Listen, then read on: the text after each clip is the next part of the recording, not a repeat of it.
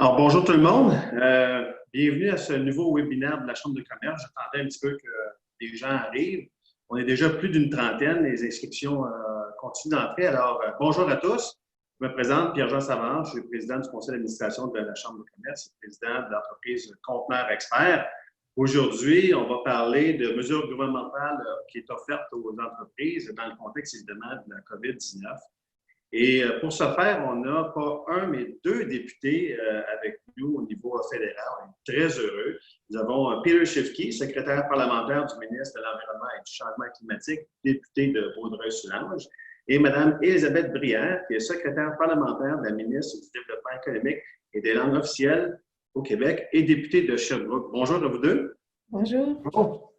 J'aimerais dire à ceux qui nous regardent qu'aujourd'hui, pendant la présentation, bien, on vous invite à communiquer avec nous via la boîte de questions-réponses. On va prendre les questions par écrit seulement, question de rester plus concis et surtout pour rester dans l'heure que vous nous donnez aujourd'hui pour qu'on puisse terminer là, rapidement. S'il y a des questions qui malheureusement n'auraient pas été répondues, sachez que les deux députés, bien, avec leur équipe, vont vous répondre d'ici les 48 heures. Alors, si ça vous convient, on va commencer comme ça et je vais laisser la parole immédiatement avec M. Peter Schiffke. Mais merci beaucoup, Pierre-Jean, et un gros merci encore à votre équipe, à la Chambre de commerce et d'industrie de Vaudreuil-Soulanges, de nous avoir aidés à organiser cette rencontre. Merci à vous toutes et à vous tous qui ont pris le temps d'être avec nous ce matin. C'est un plaisir pour moi et ma collègue Élisabeth Brière d'être sur cette vidéoconférence. C'est sûr que c'est une période difficile pour vous, les entrepreneurs et les propriétaires des petites entreprises. En effet, c'est du jamais vu. Il y a un grand pourcentage d'entre vous qui ont été obligés de fermer vos portes il y a 6 semaines. Il y a un pourcentage d'entre vous qui ont eu la chance de garder vos portes ouvertes parce que vous donnez des services essentiels, mais même avec ça, vous avez vu une réduction de revenus importante.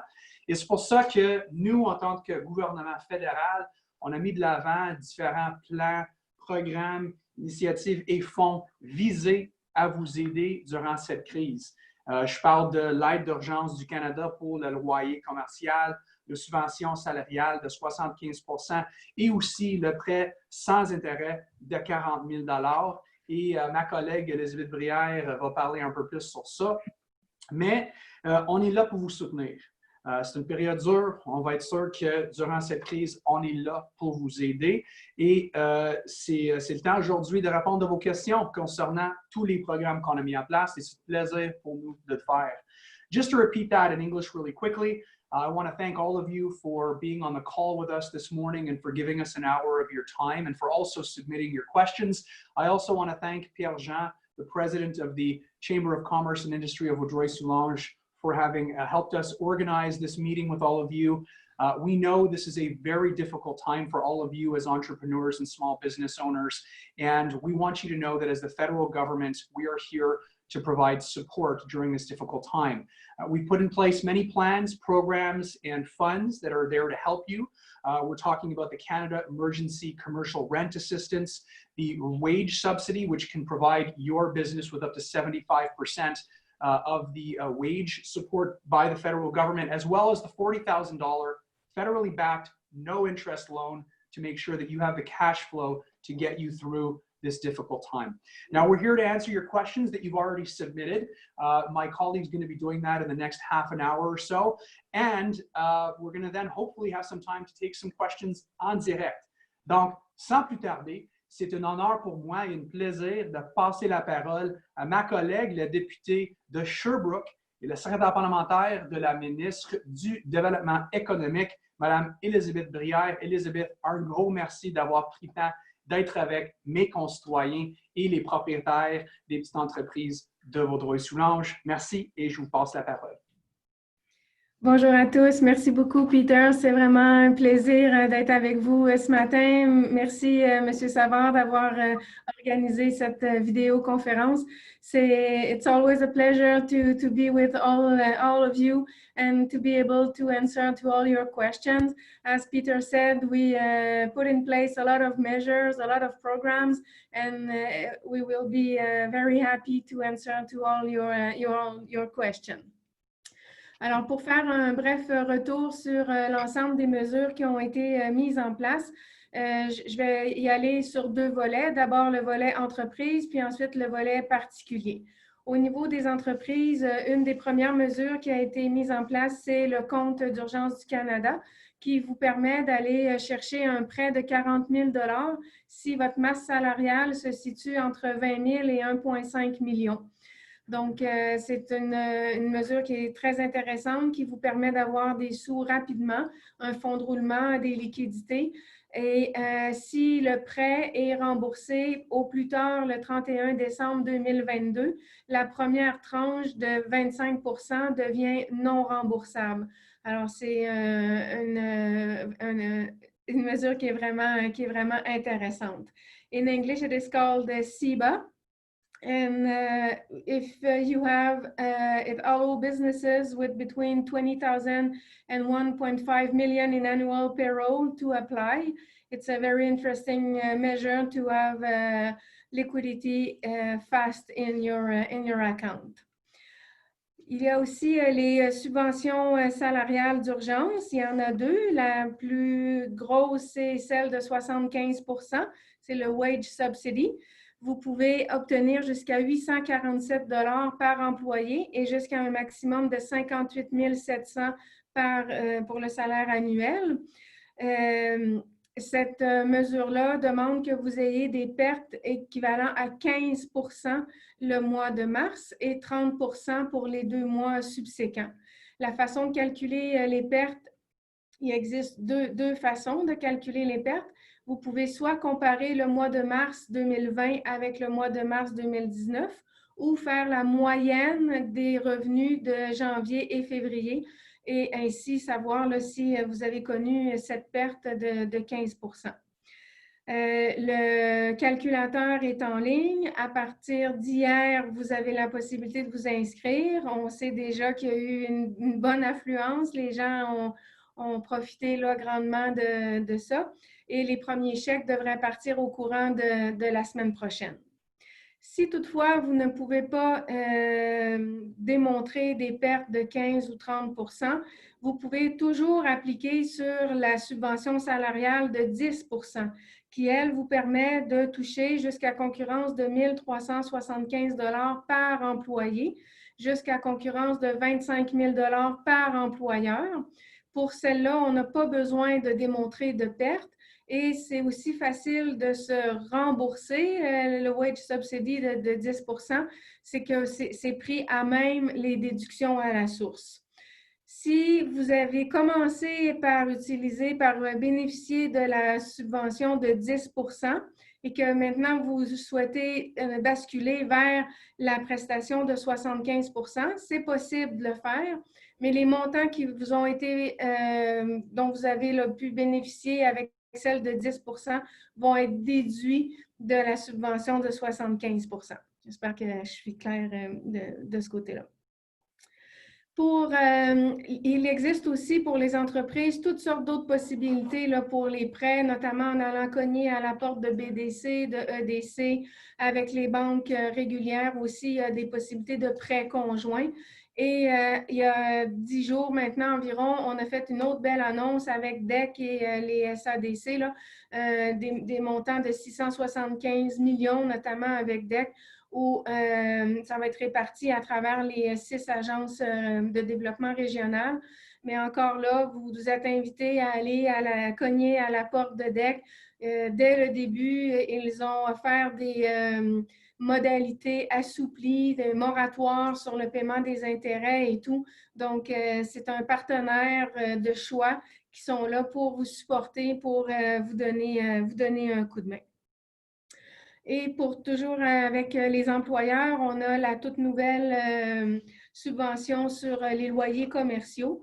Donc, celle-ci, les détails sont encore à venir, mais on sait là, que ça va prendre ça va être un prêt finalement là, pour les locataires et ça va permettre là, aux locataires de bénéficier là, de vraiment un allègement de ce côté-là.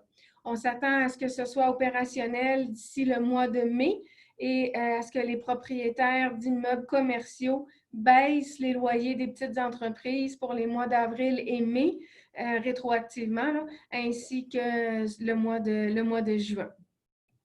Alors que pour les travailleurs, on a la PCU, la prestation canadienne d'urgence, qui, elle, est un montant de 2 000 $ par mois pour un maximum de 4 mois. Et c'est payable là, depuis le 15 mars jusqu'au maximum le 3 octobre. C'est des montants que vous recevez via l'Agence de revenus du Canada. Ces montants-là ont déjà commencé à être versés. Puis, il y a aussi le programme de travail partagé.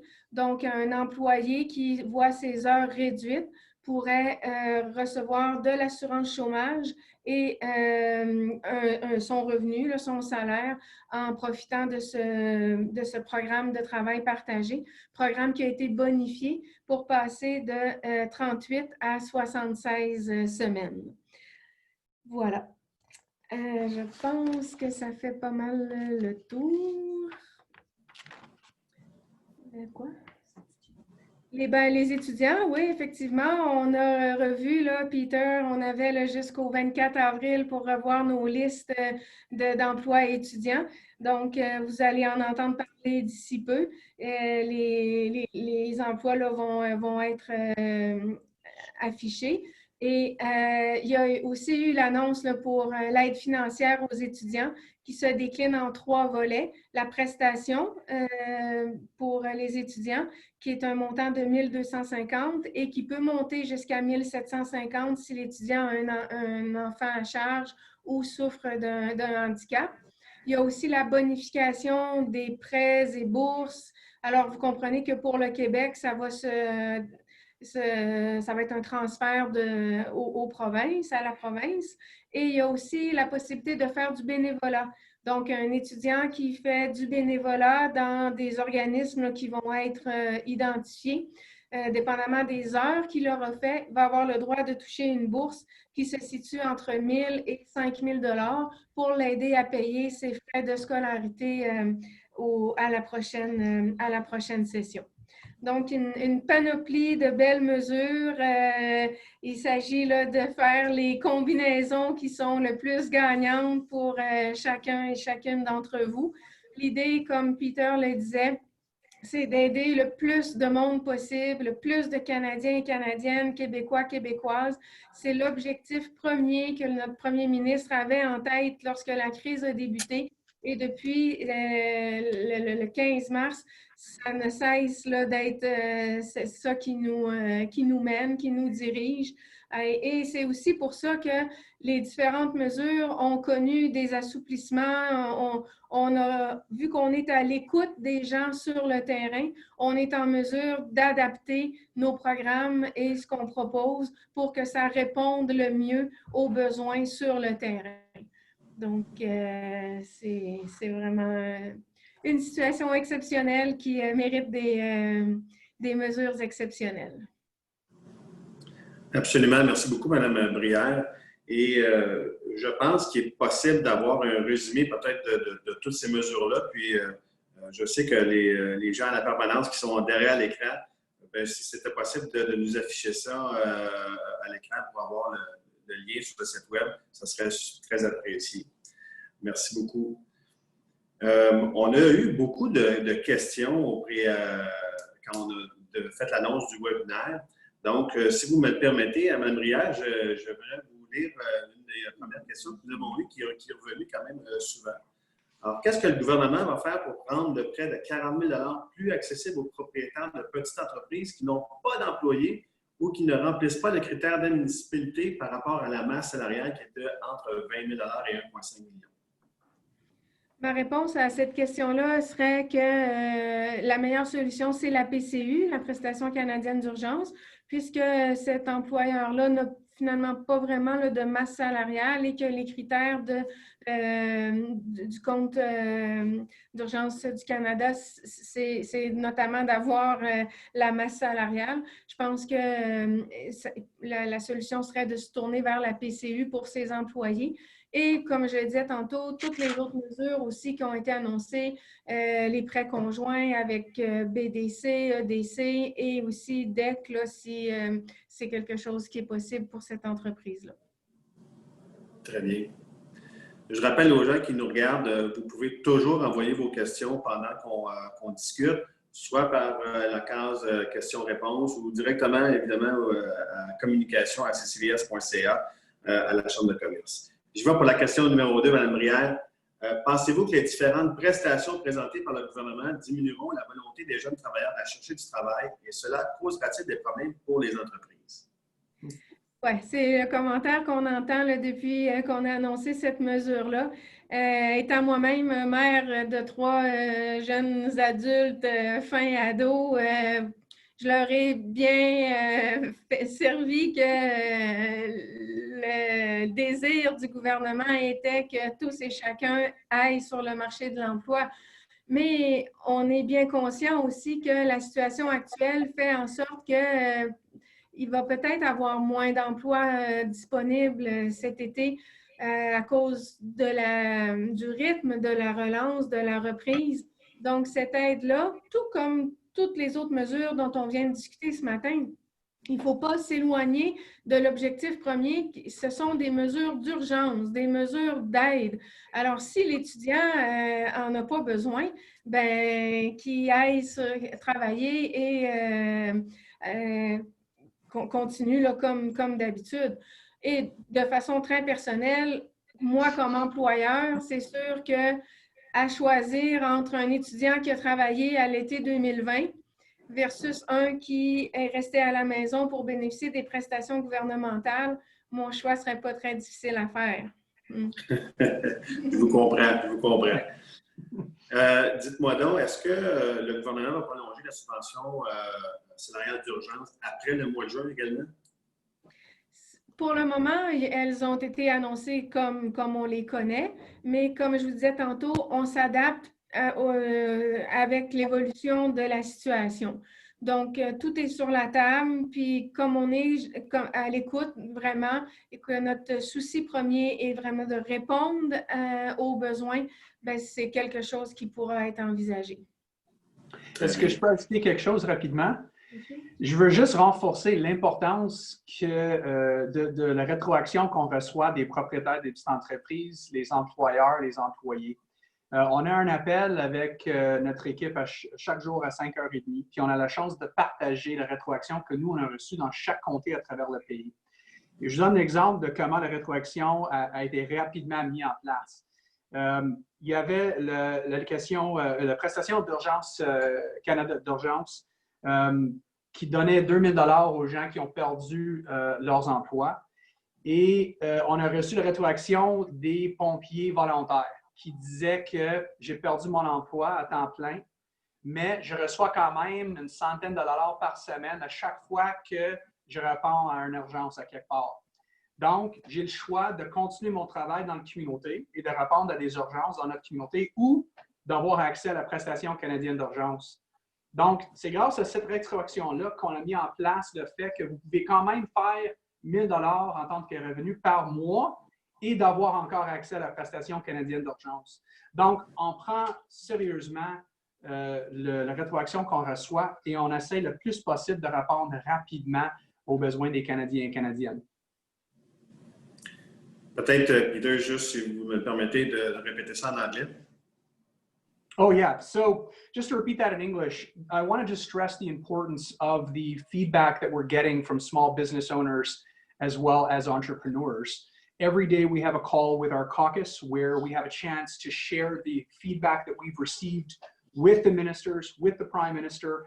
And if there is kind of a wide consensus about one particular issue, then Cabinet will move quickly on rectifying that issue. And the example that I gave was with the Canada Emergency Response Benefit of $2,000 per month, we had heard very quickly that there were still people like volunteer firefighters who still make a small stipend of about $100 to $150 per week. And because they had access to that revenue, but lost their full-time job, they unfortunately didn't qualify for that benefit. And so the Prime Minister, because of the feedback that we had all shared with him across the country, had put in place the measure that allowed for people to make $1,000 per month, but still have access to the emergency response benefit. So I just want to say thanks to all of you who have put forward your feedback, who have shared with us your concerns, because we are actively using that to better the response that we're putting in place for you and your business. Merci, Pierre-Jean. Thank you. Je vais y aller d'une question qui est rentrée en anglais. Alors, bon, vous comprendrez que je ne suis pas anglophone, je vais faire de mon mieux. Many businesses were initially pleased to hear about the Canada Emergency Commercial Rent Assistance, the CRECA, but once again, we were not eligible as they do not meet the criteria that sale must be down by 70%. These businesses have stayed open with revenues down by around 50%. So here's my question. Will there be help for these small businesses that seems to be slipping through the crack? Can the criteria for the CRECA be lowered so that more business can apply? Yeah.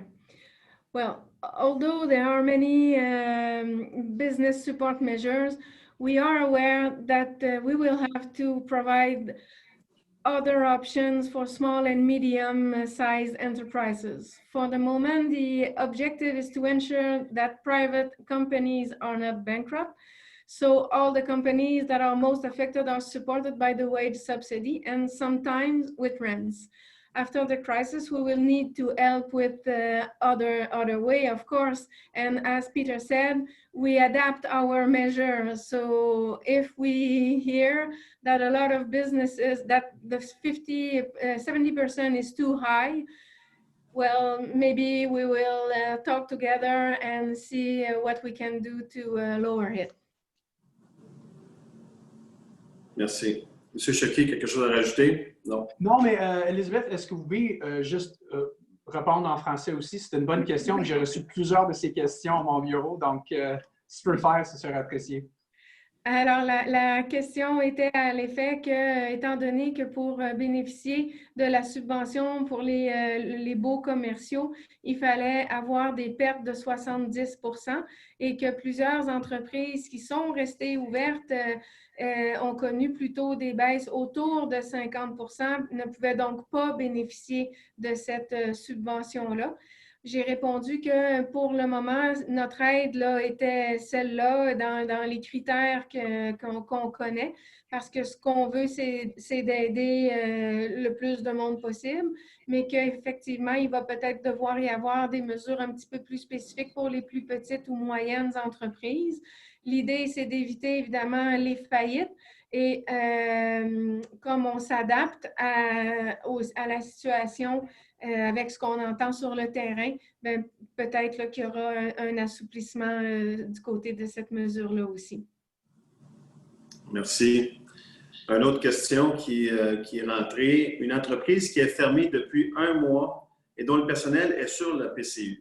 Est-il possible pour cette entreprise de faire une demande de prêt et d'obtenir la subvention de 75% pour les employés en même temps? C'est une bonne question. Il y a plusieurs éléments dans cette question-là.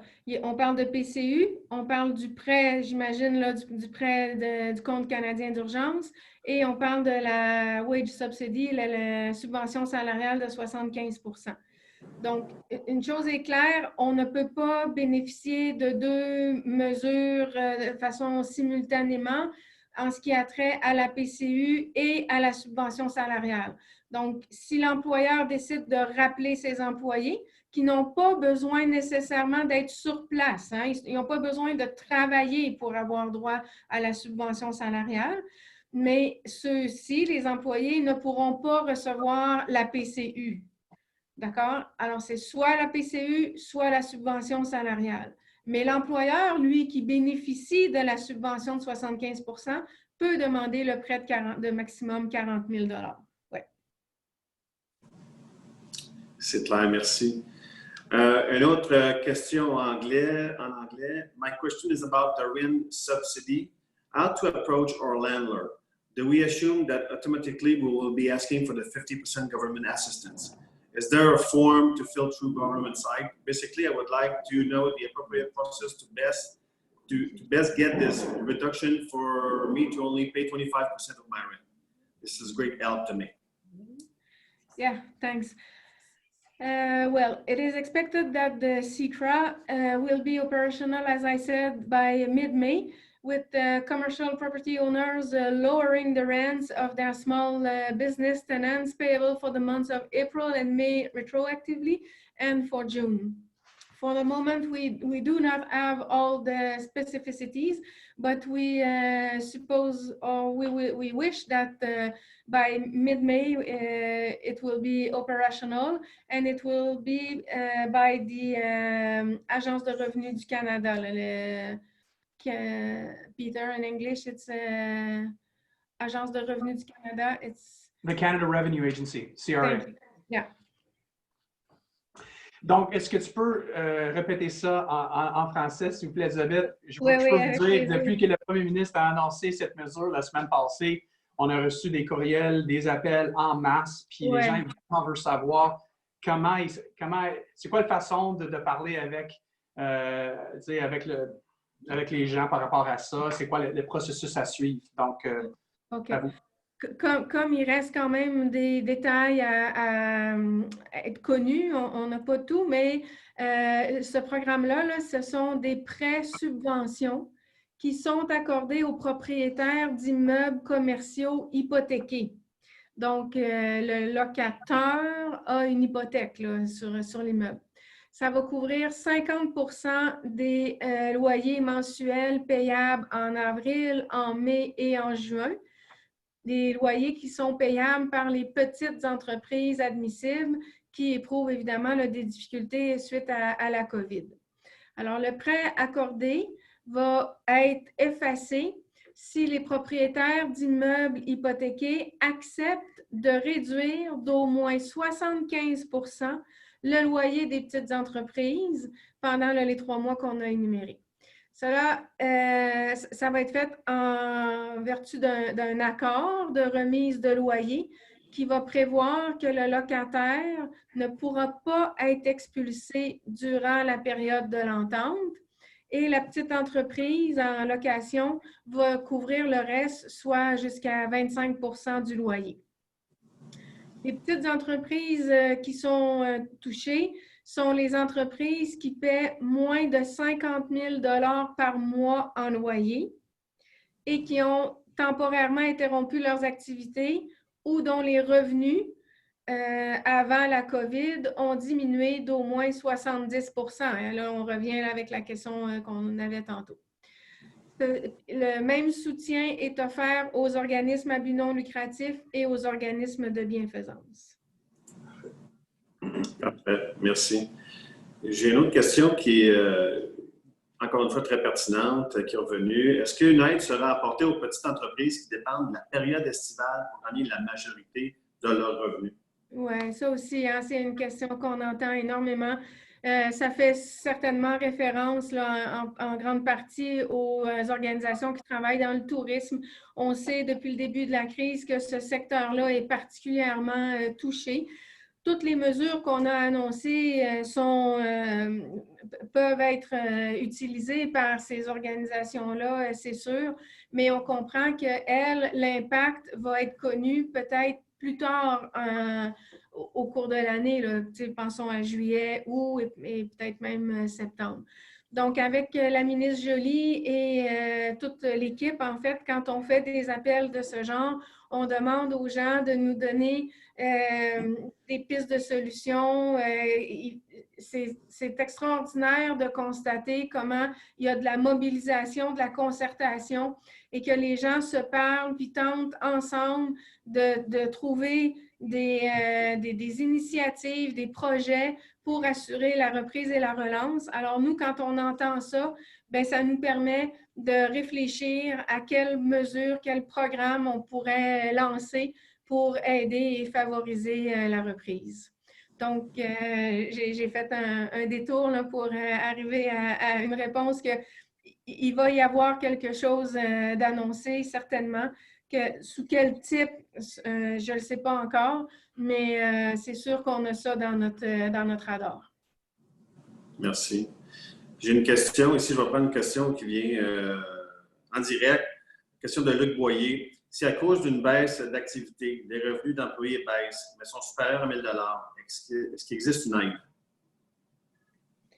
Si les revenus de l'employé sont si à cause d'une baisse d'activité, les revenus d'employés baissent, mais sont supérieurs à 1 000 est-ce qu'il existe une aide?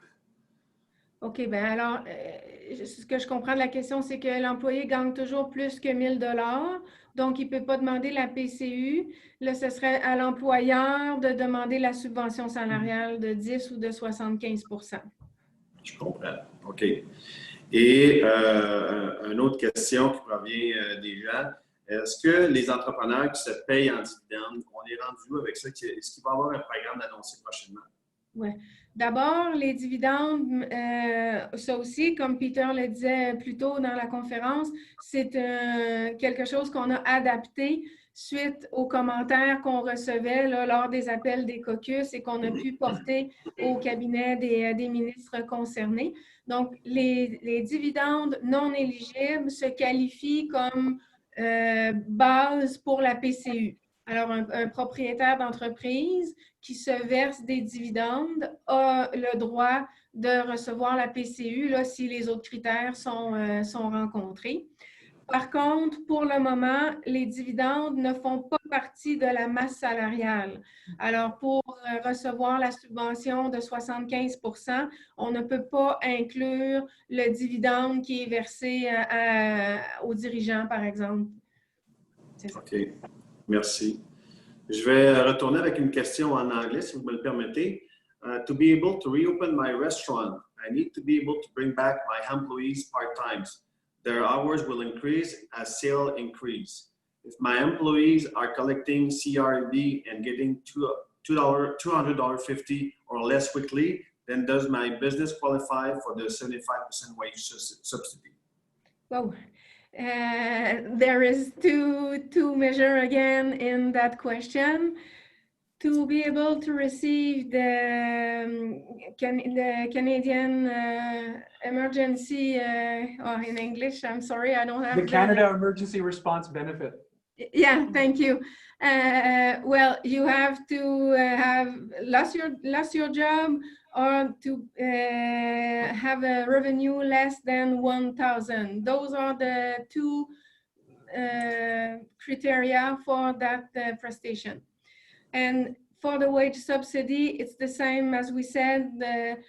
The employer have to have losses at least between 15% for the first month and 30% for the 2 other months. Maybe Peter, you can add something.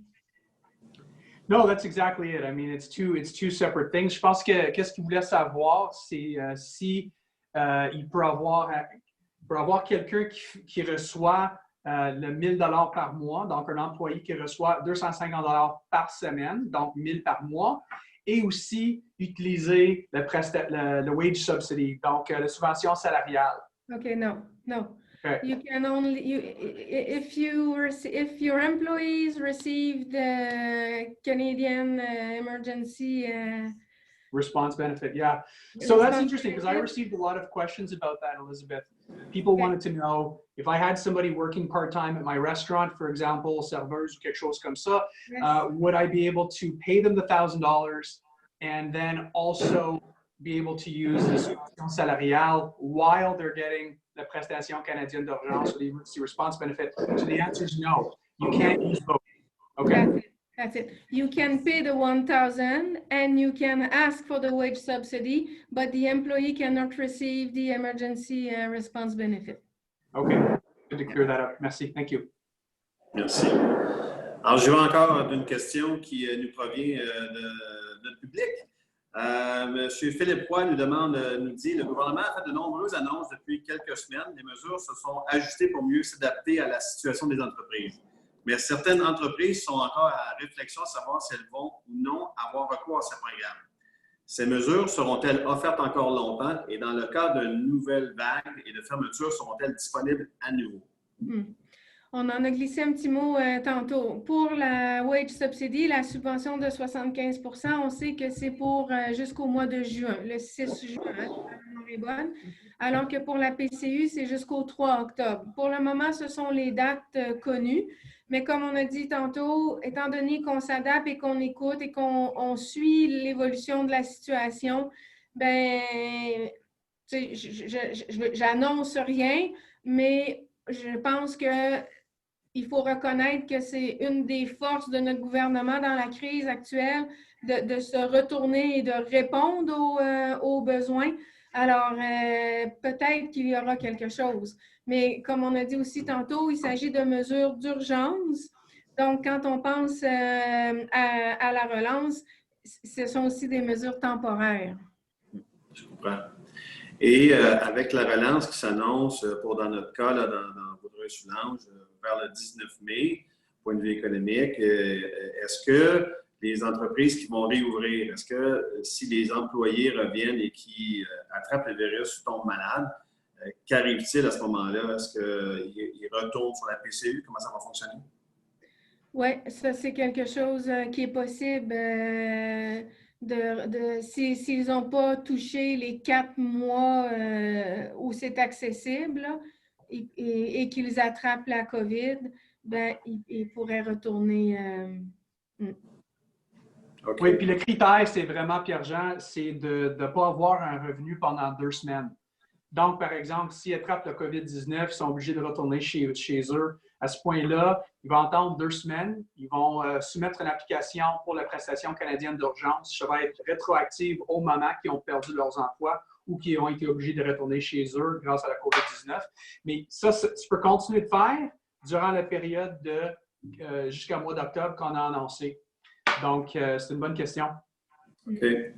Et après ça, oui. Si je peux me permettre, il y aura aussi l'assurance-emploi, les prestations maladie là, qui pourraient embarquer par la suite.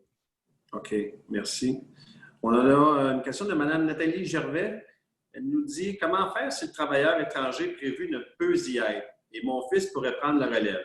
Mais comme nous étions fermés en janvier et février, personne ne travaillait pas pour mon entreprise. Si j'ai bien compris, le programme de 75 % du salaire peut être appliqué s'il y a le lien de dépendance. Est-ce bien cela et quelles sont les autres solutions? » Bon, là, ça aussi, là, il y a plusieurs éléments dans cette question-là. Par rapport aux travailleurs étrangers, notre collègue Marc-Claude Bibeau a fait vraiment un travail extraordinaire pour permettre que ces gens-là viennent donner un coup de main à nos employeurs qui en ont réellement besoin. C'est un besoin criant. Pas juste à cause de la COVID. On sait que dans les dernières années aussi, c'était rendu vraiment nécessaire d'avoir ces gens-là qui viennent donner leur gros apport. Donc, on travaille fort pour qu'ils arrivent. Il faut réaliser qu'il y a nous, le Canada, qui a mis en place des mesures pour faciliter leur arrivée, mais il faut travailler de concert avec le pays d'origine aussi. Et dépendamment de ce qui se passe dans ces pays-là, ben, les laisser partir peut s'avérer une embûche. Alors, l'idée, c'est sûr que c'est de les amener puis de leur permettre de donner un coup de main. Et si ce n'est pas possible puis que madame ne reçoit pas l'aide nécessaire, effectivement, je me rappelle d'avoir lu quelque chose par rapport au lien de dépendance parce que on est généreux, mais on ne veut pas non plus qu'il arrive des situations où les gens profitent plus là, des mesures annoncées. Donc, je sais qu'il y a un tempérament pour le lien de dépendance. Martine est en train de chercher, là, puis quand je l'aurai, je donnerai la réponse. Parfait. Juste J'ai une une chose question. à ajouter, Oui, Pierre, vas-y. hein, si tu peux. Vas-y, monsieur. Allez-y. Pour aider les gens, les employeurs qui veulent faire rentrer des travailleurs étrangers, on a aussi mis de l'avant un somme de 1 500 pour être sûr que quand ils sont dans quarantaine, ils ont des fonds pour les soutenir. Donc, ça, c'est important aussi pour garder la santé et sécurité des Canadiens et Canadiennes. Chaque personne qui rentre au Canada pour travailler doit être en quarantaine pendant une période de 2 semaines. Et les employeurs, excuse-moi, peuvent recevoir un montant de 1 500 pour les soutenir durant cette période-là. C'est très bon à savoir. Il y a Mme Josiane Favant qui nous dit, pour le milieu de l'événementiel et le milieu culturel, qui sont fortement actifs durant l'été, avez-vous en tête une solution qui couvrira le revenu jusqu'à ce que les activités reprennent? Elle nous dit que personnellement, elle a une micro-entreprise et qu'elle se paye en dividendes. Donc, elle est accessible seulement à la PCU. J'ai manqué le début de la question, je m'excuse. Bien, elle nous disait qu'elle travaillait beaucoup dans l'événementiel durant l'été. Oui. Donc, est-ce que vous avez des solutions Oui, qui vont couvrir cette partie de revenus-là manquée? Oui. Bien, ça rejoint ce qu'on disait tantôt là, par rapport aux gens qui travaillent plus saisonniers pendant l'été. Puis là, on disait que ça touchait beaucoup le tourisme. Tout ce qui est événementiel, festival, vous le savez, hein, dans votre région, là, il y a plein de choses qui ont été annulées. C'est un secteur qui est vraiment touché très, très durement, qui a été touché dans les premiers secteurs et qui risque d'être celui qui va être, dont la reprise va être la plus tardive.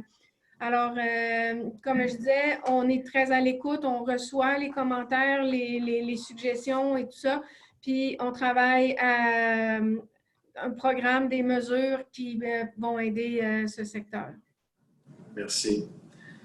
N'oubliez pas, pendant qu'on discute, vous pouvez toujours envoyer vos questions via le Q&A ou via le chat. Il nous reste encore une quinzaine de minutes et on aura sûrement le temps de répondre à toutes les questions qu'on a. Comme sinon, je l'ai dit, on vous répondra d'ici les 48 heures. Andrew, I own a new business since last September and it's seasonal, so I cannot compare to the last year, nor can I use the last 2 months to show a decline. So I'm interested to hear about the 10% wage subsidy. If I understand correctly, that this is for help with no visible or calculable decline. That's it. That's it. The 10% wage subsidy is to a revenue of $1,375 per employee and for a maximum of $25,000 per employer. And you can deduct the 10% on the salaries. So it's very easy to be repaid, and it is from March 15 for 3 months. Yeah. Est-ce que je peux, moi-même, est-ce que je peux poser une question, Père Jean? S'il vous plaît. Excuse-moi, je sais qu'il y a une liste, là, mais regarde, dans vos mots d'ouverture, vous avez mentionné le fait que les étudiants peuvent avoir une prestation s'ils font du bénévolat dans la communauté. Est-ce que ça marche avec les CHSLD? Donc, si un jeune veut se présenter pour faire ce travail, parce qu'on connaît certaines dans notre communauté de Vaudreuil-Soulanges qui ont été vraiment touchées par le COVID-19, puis cherchent des gens.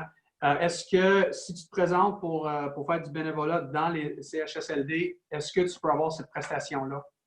Pour le moment, c'est une très bonne question. Merci, Peter. Puis je trouve que c'est tellement intéressant d'encourager les jeunes à faire le bénévolat.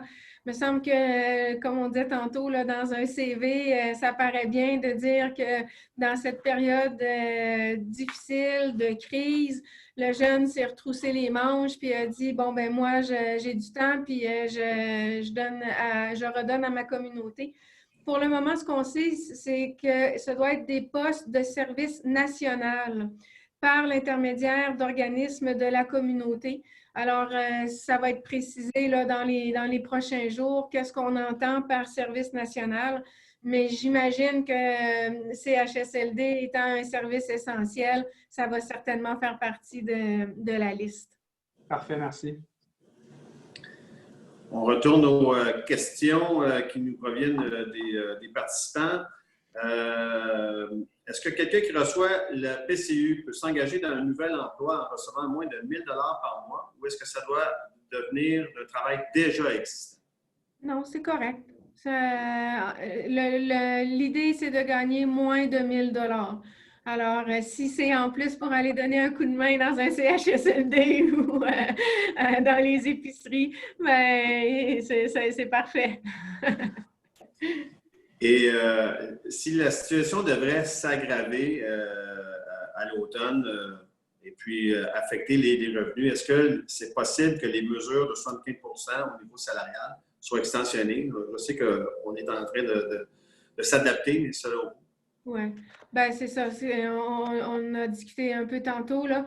Je pense que c'est vraiment la force du gouvernement actuel de s'adapter selon l'évolution de la situation et qu'on répond bien aux différentes demandes, que ce soit comme Peter le soulignait tantôt, les pompiers volontaires, les gens qui travaillent à temps partiel, les dividendes, tout ça, ce sont tous des exemples de situations qui ont été portées à notre attention et pour lesquelles on a eu une réponse rapide et efficace.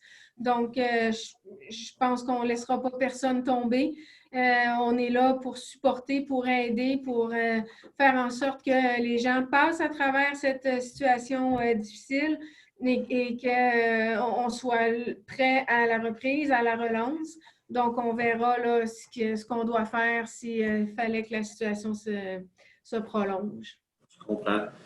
Tantôt, on a parlé un petit peu des étudiants, mais je ne suis pas sûr d'avoir bien compris. Est-ce que le programme d'emploi d'été Canada, est-ce qu'il va être encore disponible? Oui, c'est ça. En fait, il y a deux programmes. Il y a Emploi été Canada, pour lesquels les emplois vont être affichés là, dans les prochains jours, peut-être semaines, avec de très belles possibilités, très belles opportunités. Puis ce programme-là d'Emploi été Canada a été aussi bonifié puisqu'il permet aux employeurs de toucher jusqu'à 100 % du salaire minimum de la province là, versé à l'étudiant, autant pour les organismes à but non lucratif que le privé. Alors ça, c'est pour Emploi été Canada, qui a été aussi prolongé. Hein? On peut engager l'étudiant jusqu'en février 2021. Ça, c'est vraiment intéressant. Et parallèlement à ça, on a mis en place l'aide aux étudiants en 3 volets, comme je le disais, la prestation, la bonification des prêts et bourses et la possibilité de faire du bénévolat et de recevoir une bourse pour payer les frais de scolarité à l'automne. J'ai une question qui nous provient de Julie Lebeter. Once restaurants and bars reopen, how will social distancing guidelines be implemented and monitored? We stand to lose 40% capacity in our establishment. Can this be considered in future aid measure, please?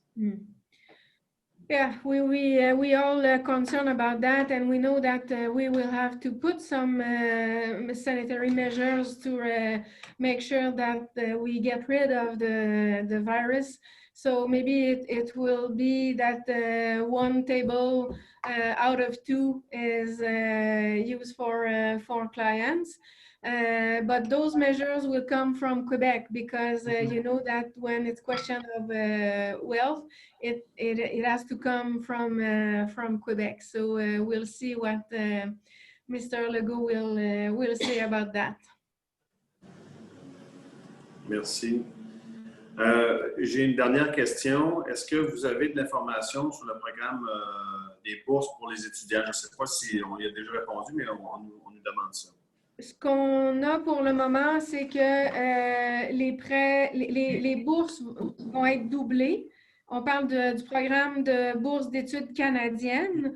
Et vous savez, comme au Québec, là, nous autres aussi, l'éducation, ça passe par le gouvernement provincial. Ça va se traduire pour le Québec en des transferts. Donc, là aussi, c'est le gouvernement provincial qui va décider qu'est-ce qu'il fait de plus pour son programme.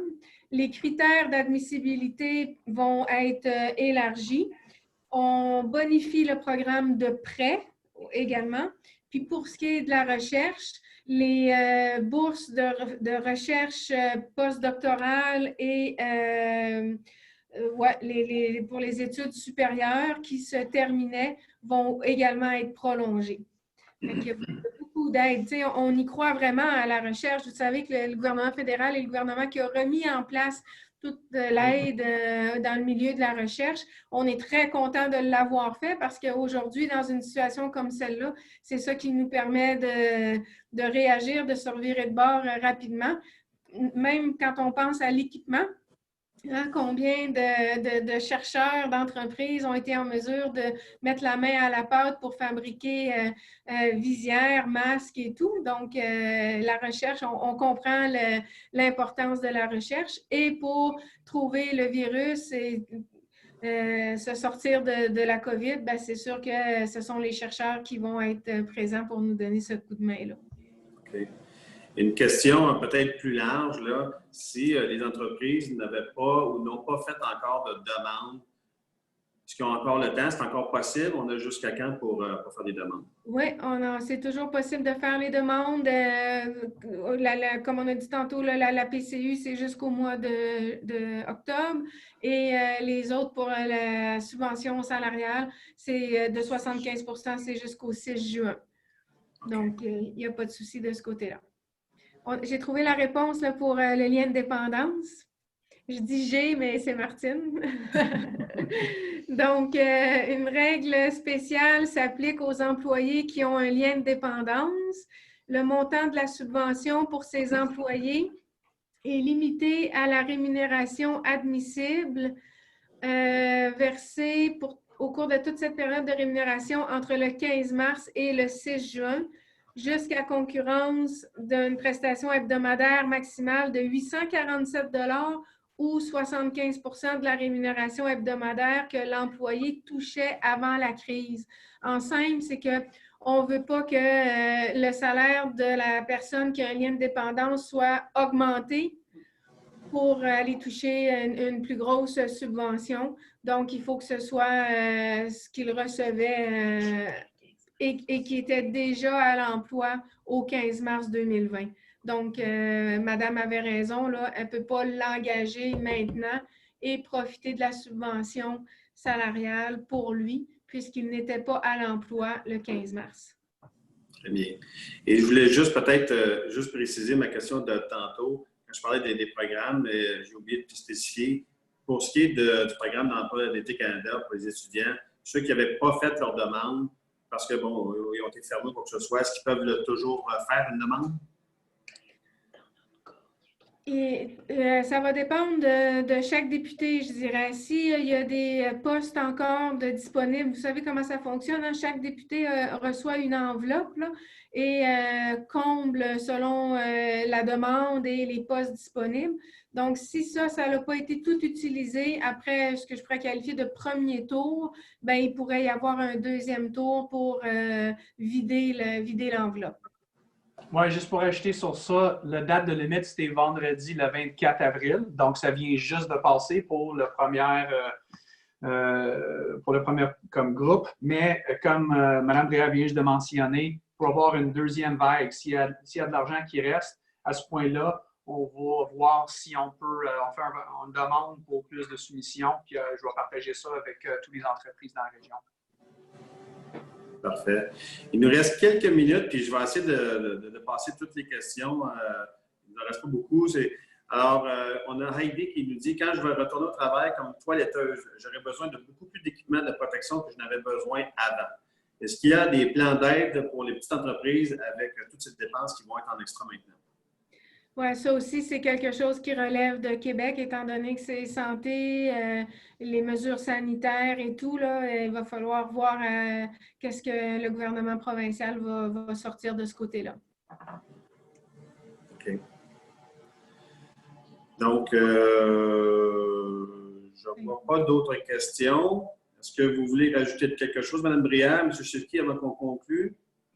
Par rapport aux normes les mesures là, sanitaires, sur le site de la CNESST, il y a un guide aussi là, qui est sorti qui donne des indications par rapport à ça. Mais garde, un gros merci. Merci à vous, Pierre-Jean, et votre équipe formidable à la Chambre de commerce et d'industrie de Vaudreuil-Soulanges, encore de nous aider à organiser cette rencontre en ligne. Madame Brière, un gros merci. Je sais que vous êtes occupée, vous êtes en train de faire ces rencontres avec différentes organisations à travers la province, puis je vous remercie sincèrement. Je sais que vous êtes très occupés. Continuez votre travail acharné. Et je veux dire merci à tous ceux et celles qui ont pris le temps d'être avec nous ce matin pour poser des questions et partager de la rétroaction. Continue à être en contact avec mon bureau. J'ai une équipe qui travaille très fort pour vous soutenir, pour s'assurer que vous avez toujours l'information importante pour vous et votre entreprise. Continuez de le faire. Just to repeat that a bit in English, I just want to thank everybody who's joined us today for not only spending an hour with us, but also for asking very important questions and sharing your feedback. We are going to continue serving you in my office here. I have a team that's very proud of the work they're doing. We're very proud of the fact that we're responding to your questions and your comments. We're going to continue to do so. And for all the questions that we couldn't get to today, give us a bit of time, maybe 48 hours, 2 or 3 days. We'll make sure that we get those responses to you. Donc, si on n'a pas eu la chance de répondre à votre question aujourd'hui, d'ici 2-3 jours, on va être sûr de vous donner les réponses. Donc, un gros merci. Puis Pierre-Jean, je vous donne le dernier mot. Merci encore une fois à vous deux de votre présence. J'espère que tout le monde qui était à l'écoute, ça vous a plu, que les questions que vous avez posées, vous avez eu réponse. La Chambre de commerce, mais on est là justement pour ça, pour vous diriger vers les bonnes personnes. Et n'hésitez pas à nous appeler. On est là au bureau de façon des fois virtuelle, mais on est présent et on veut vraiment être là pour vous tout au long de cette ligne. Alors, merci à tous. Merci à la permanence qui, à l'arrière, a fait aller les boutons, fait la magie pour qu'on ait tous l'air de savoir où on s'en allait avec ça. Merci vraiment d'avoir participé et puis on vous invite à un prochain webinaire très prochainement. Merci tout le monde. Bonne journée. Merci beaucoup. Bonne journée tout le monde. Bye.